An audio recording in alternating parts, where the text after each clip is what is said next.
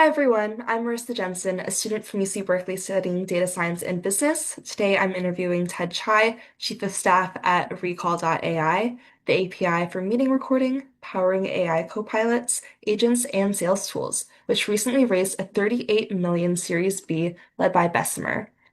Ted, to start us off, could you introduce yourself and tell us a little bit about Recall.ai and your role as Chief of Staff? Yeah, absolutely. Thanks, Mari, and great to be chatting with you. I'm Ted. I'm the chief of staff at Recall, and Recall is an API for meeting recording. So if you've ever seen a meeting note taker or a sales assistant, there's a good chance it runs off of our backend infrastructure. As chief of staff, I mainly run finance and operations, but the easier way to think about this is I lead whichever function is the most broken at any given time. So I led finance through our Series B before we had a head of finance, a little bit of product, a little bit of RevOps. It is probably the most high stakes rotational program I've seen. Looking back, which experience would you say pushed you most towards entrepreneurship? I know a couple of years back we were talking, you founded Sonnet, a Y Combinator startup that was acquired in 2024. Could you share how that journey, as well as any other experiences, shaped your approach to building and leading? Yeah, I think the unifying theme across my career is I've only optimized for two things.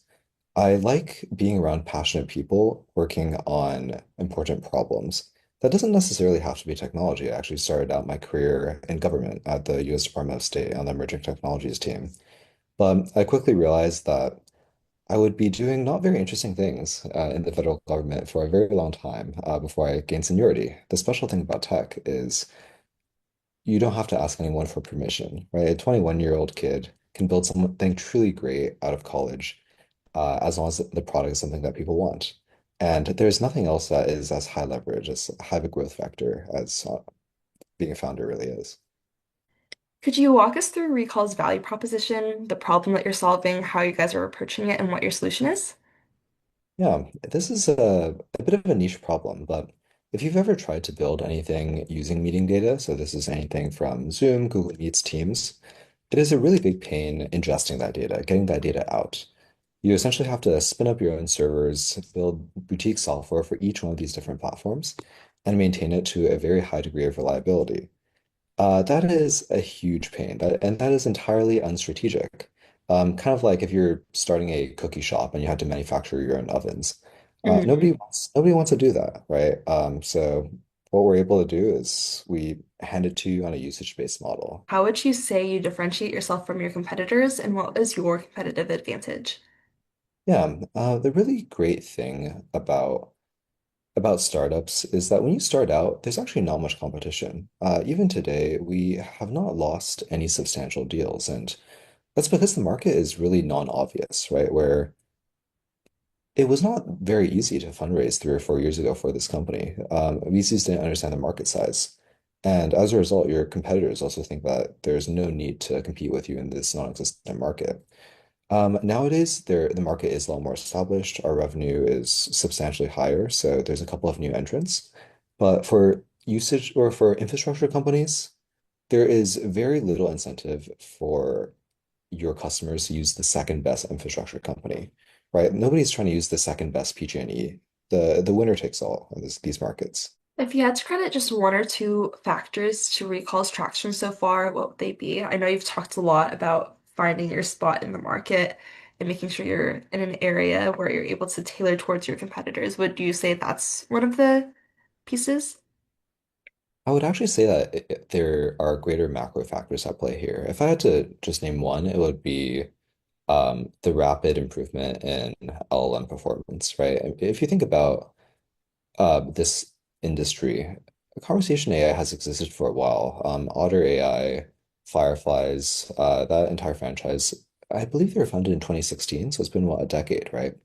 And these companies used to advertise to their customers that they had a team of machine learning PhDs who were building these like custom transcription models, right, to transcribe the audio and summarize the meetings. You would have some companies that would advertise that they have like a bunch of really like boutique fancy ways that they process the data.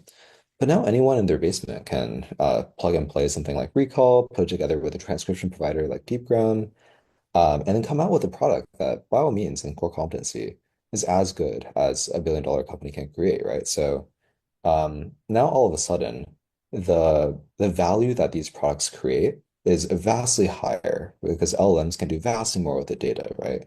And at the same time, the barrier to entry is vastly lower because everyone has access to these tools. Hmm. If you plot this out on a classic economics graph, you can imagine that the surface area for value here is vastly increased in the past few years. Looking back on your entrepreneurial journey, what lessons have you learned, and what advice would you give to young entrepreneurs if you could do it all over again? I would say that the biggest lesson I learned is the time scales on which to operate. Where I started my company when I was 19, right out of Berkeley, right? And we started opportunistically. We had a massive opportunity in front of us, seemed foolish not to take it. And I think it was a great decision at the time. But what I do regret is we were thinking on the time scales of months, instead of in decades. On Hmm. average, building a truly generational SaaS company takes, I believe, 11 or 12 years to IPO. And that's just, IPO is just a starting point. So if you're starting a company, you have to be willing to make that your life's work. Whereas we would be a bit impatient if things weren't working out within, say, 10 months. If you look at all of the truly successful companies in the past few years, the gestation period between time of creation and time of first traction has always been pretty long, and that requires a really high degree of conviction. I would not start another company unless I had a religious degree of conviction that what I was building needs to exist in the world. And then what would you say is the hardest thing about being an entrepreneur, and how do you personally manage that? Yeah, when you're starting a company, your identity is tied to the corporation, right? It is a reflection of self in the same way that your fashion or your friends are. So if the company, say, isn't doing very well, which most companies a year or two from creation aren't, that ends up feeling like a reflection of your intellect, right? Your accomplishments. Uh, Hmm. it's hard for me as well as a lot of my friends in the industry. Um, I think the easiest way to deal with this is just to have other sources of meaning in life, right? Like having a robust sense of identity outside of work, knowing who your friends are, knowing what else makes you feel fulfilled. That keeps you going through the tough times. Thank you so much for your time today, Ted. It was so great talking with you, and that wraps up all the questions that we had. Yeah, it's so great speaking with you as well, Marissa.